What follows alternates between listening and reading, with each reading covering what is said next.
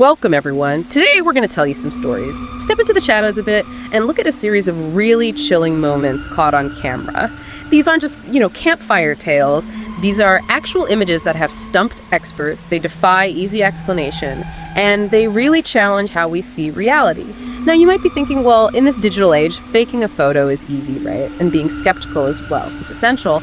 But sometimes, just sometimes, we find these images that have really stood the test of time, or they've been checked out so thoroughly by photo experts that even they are just left scratching their heads. These aren't your simple light tricks or digital glitches.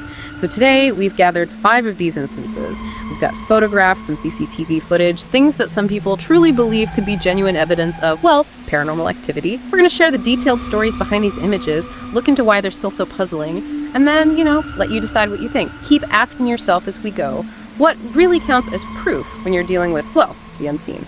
Okay, so our first story. This takes us back to the late 1990s. It's a 50th wedding anniversary. Seems happy enough. A photo was taken of the couple, Joe and Patty Martinez. But this one picture, well, it's fascinated paranormal fans for decades. And not just because it's an anniversary photo. There's a really important and kind of dark piece of background here. At the time this picture was taken, Joe Martinez was fighting a hidden drug addiction, a deep one, he said it was, like driving him mad, just soul-destroying. So when the photo gets developed, what they see is genuinely shocking. There's this sinister-looking, sort of dog-like creature, really clear, leering right over Joe's left shoulder. And here's the kicker, there were absolutely no dogs there. Not at the party, not anywhere nearby, none. Right. And that lack of an easy explanation is key. When experts check these things, they're looking really closely, at pixels, lighting, shadows, metadata, all that stuff, looking for any sign it's been faked or it's just a camera mess-up. But with this one, reports say extensive analysis found, well, nothing. No tampering, no glitch. Its cause just remains. Yeah, mysterious. Unexplained. For Joe and Patty, their take on it was huge. They were convinced it was a demon. Patty even thought it might be Satan himself. And for Joe, it became this really stark symbol, The battle in his life, Patty was the good. And this thing on his shoulder was the evil he was fighting. But here's where it gets really interesting. Instead of just scaring him, the image actually changed him. He saw it as a serious warning, this is where you're headed if you don't stop. And it jolted him. He finally tackled the addiction. He got clean, fought it successfully, and he kept the photo, carried it in his wallet as a constant reminder of that fight. It's pretty incredible, isn't it? Something terrifying becomes a catalyst for change. It really shows the power of how we interpret things, whatever the source. And if you look at paranormal ideas, the creature being on his left shoulder, that's significant to some. It kind of hints at the left-hand path in occult stuff, which sometimes gets linked to, well, darker forces or maybe forbidden knowledge. So its position has symbolic weight there. And some have even suggested it might be a hellhound, not just a ghost dog, but this creature from folklore, sometimes seen as a bad omen or a guardian of, dark places. Yeah, and still nobody has a solid, rational explanation for what that thing is in the photo. For a lot of people, it's still seen as real proof of a demonic spirit caught right there on film. Makes you wonder, doesn't it? Okay, let's move on. Our second story takes us to Todmorden in West Yorkshire, England. Now, this area is actually more famous for UFO sightings, funnily enough, but this one is definitely ghostly. The scene is October 2018, Todmorden Unitarian Churchyard. A group of ghost hunters are there exploring. Apparently, they were drawn there because their electric energy meters were going totally haywire in that spot. So they focus on this one grave. Belongs to a Sarah Agnes, died age 50 back in 1927. One of the group, Rob Crabtree, takes a picture of the grave. And what he gets is, wow, it's this clear mist, but it really looks like it's taking the shape of a woman. And she seems to be hovering right above her own grave. And the really crucial part, the night was totally clear. No fog, no mist in the air at all. The clarity is important. Yeah. Because you always have to rule out natural causes first, right? And digging a bit deeper into the grave itself, the headstone apparently shows 3 people are buried there. Sarah Agnes, yes, but also another woman, the second wife of a man named James Davenport. But the ghost hunters, based on the figure's appearance in the photo, they believed it was Sarah Agnes, the older woman. Yeah, and here's the really unnerving bit. None of them actually saw the mist with their own eyes at the time. The only weird things they noticed were those crazy meter readings and this feeling like someone was watching them. It just shows sometimes the camera picks up what our eyes miss or maybe what isn't there for our eyes to see. Right, third story, this one's more recent. It comes from CCTV footage, building site in Birmingham, UK. Early hours, Tuesday, August 18th, 2020. So, A motion sensor camera on the site flags some movement. It alerts the security boss and snaps straight to his laptop. And when he looks, he's just shocked by what he sees. The image shows this translucent figure. Looks very much like a lady in white. It's right there, undeniable presence on the camera feed. And what makes it stranger is how fast they reacted. The alert came in at 1:53 a.m. And just 3 minutes later, literally 3 minutes, security on site did a full patrol of the whole area. Found nothing. Site was all clear, no sign anyone had broken in, nothing. Which rules out a simple trespasser, you'd think. Looking at it, yeah, you get a chill, don't you? It's so clear, it almost looked, well, maybe too clear. It baffled the staff, obviously. Got shared all over the place online, newspapers in the UK. And yeah, okay, maybe it looks a bit too good to be true. But the security boss, he stands by it, says it's 100% genuine. He's got no reason to make it up. Makes you think maybe our tech can sometimes capture things we just don't understand yet. Okay, number 4. This one it's a really moving story, quite sad, but it also brought some unexpected comfort. It involves a little girl, Fabiola Rodriguez.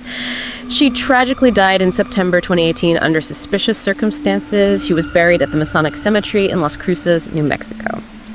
Now, the setup here is unusual. There was a camera set up, but it was on the headstone of a different grave nearby, a young boy's grave. His parents put it there because his grave kept being vandalized, and they wanted to catch who was doing it. But when they checked the footage, they didn't see a vandal. They saw images of a little girl just wandering the cemetery alone at night. They were concerned, naturally. Called the cemetery owners, thought maybe a child was lost in there. And this is where it gets really, really eerie.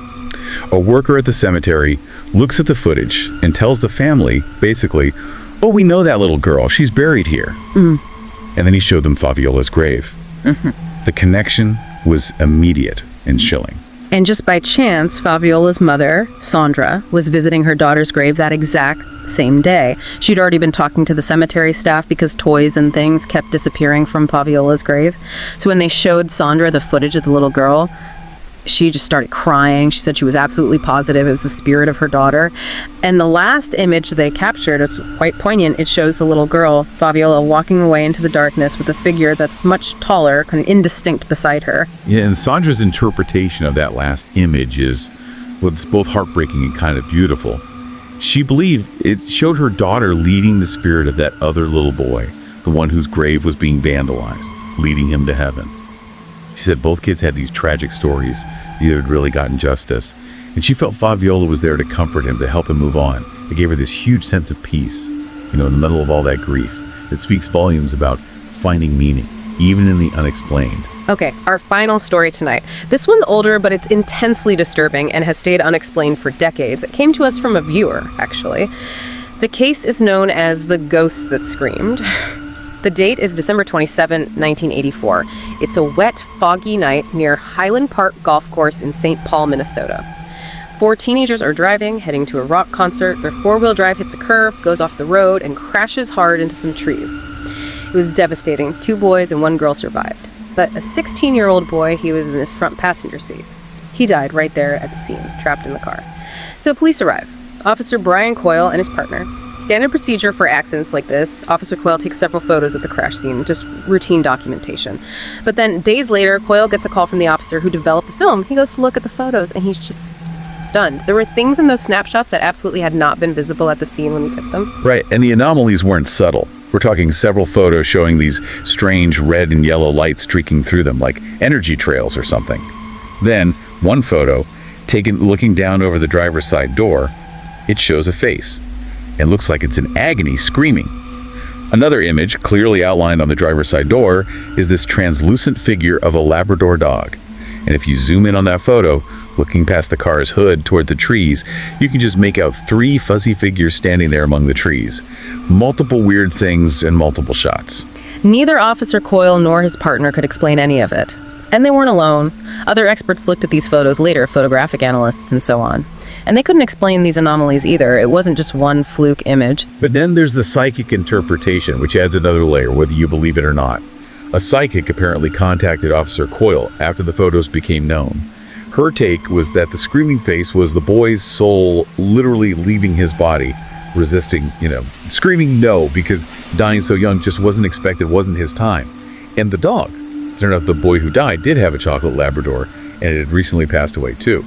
The psychic believed the dog was there in spirit form to escort him, basically, to help him cross over.